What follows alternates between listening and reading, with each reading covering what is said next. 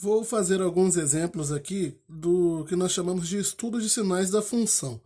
O que significa isso? Nós vamos, quando eu falo que vou fazer um estudo de sinais da função, nós vamos verificar coisas do tipo, olhar para o gráfico da função e para a lei de formação dela e verificar qual é o domínio, qual é a imagem da função, em qual intervalo a função é crescente ou decrescente, quais são as raízes ou zeros da função, em quais intervalos a função é positiva ou negativa.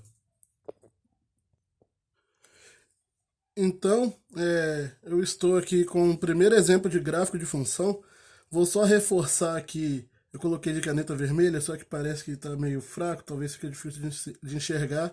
Aqui é 6, aqui é menos 3, menos 4, 1, 2, 1, 3, menos 2 e menos 3. Essas são as coordenadas aqui que envolvem esses pontos que aparecem na função. Então, primeiramente, qual o domínio, qual a imagem da função?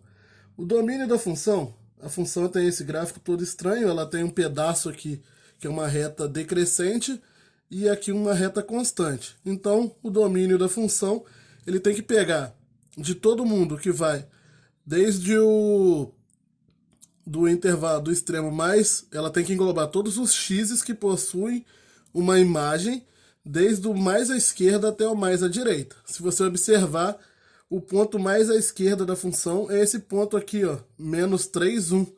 Então, o domínio dela vai do ponto menos 3, 1 até esse ponto aqui, que é o ponto 6, 3.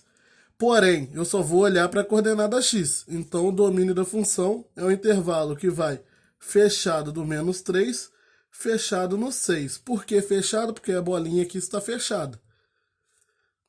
Aqui embaixo é uma bolinha fechada também, acabei esquecendo de colocar. E lá em cima é aberta.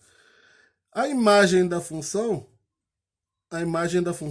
ela vai englobar agora o contrário. Eu vou pegar todos os pontos que são do eixo y, que são imagem de algum número.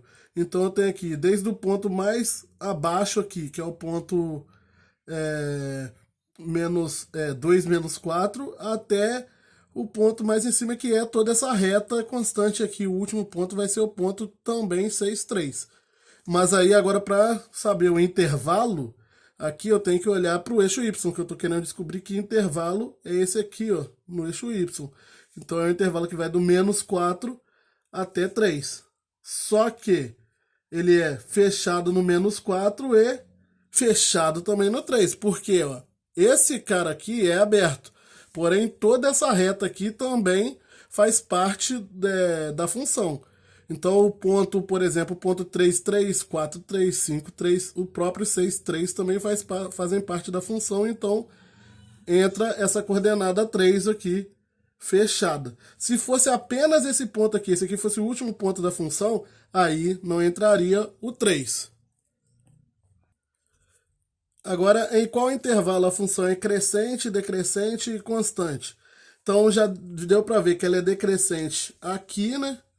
Ela é nesse pedaço de reta aqui, que vai do menos 3 até o 2. Então, ela é decrescente no intervalo que vai fechado no menos 3 até o ponto 2 aqui. O ponto, gente, ele é esse daqui. Porém, eu tenho que, quando eu quero analisar o intervalo onde ela é crescente ou decrescente, eu tenho que olhar aqui para o eixo x, assim como o domínio. O único momento que eu olho para o eixo y é quando eu estou calculando a imagem. Tá? Então, para pegar o intervalo no caso, ela vai do menos 3 até o 2, fechado nos dois, porque o ponto aqui, ó, o ponto 2 menos 4 faz parte da função e está aqui fechado.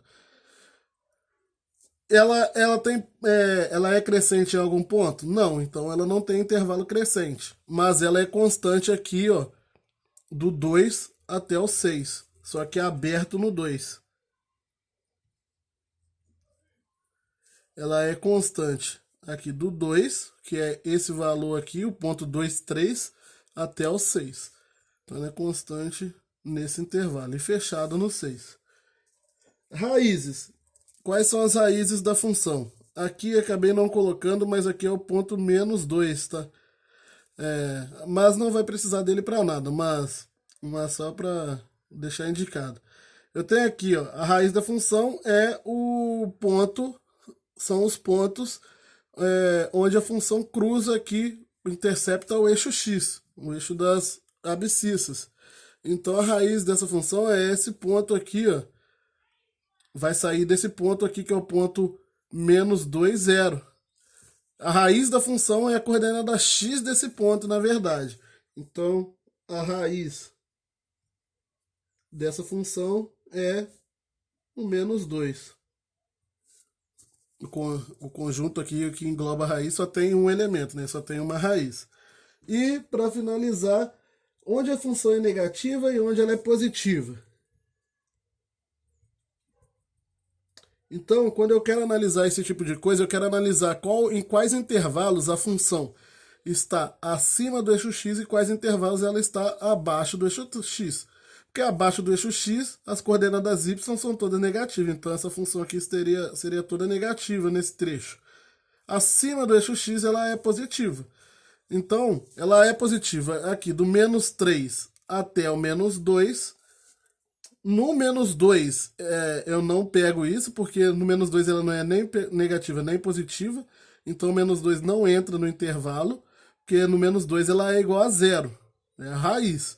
Então, ela é positiva do intervalo que vai do -3 até o -2, só que é aberto, mas ela também é positiva aqui, ó, nesse intervalo aqui.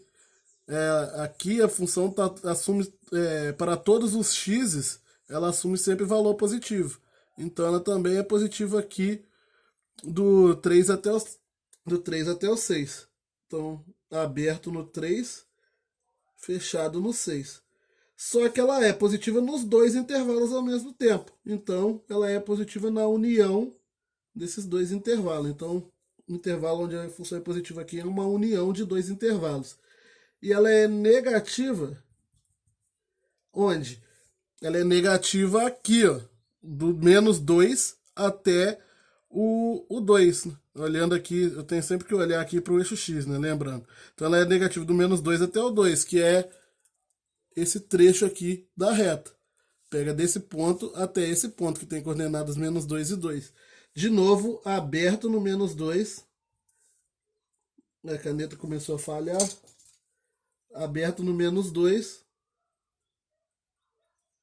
e fechado no 2.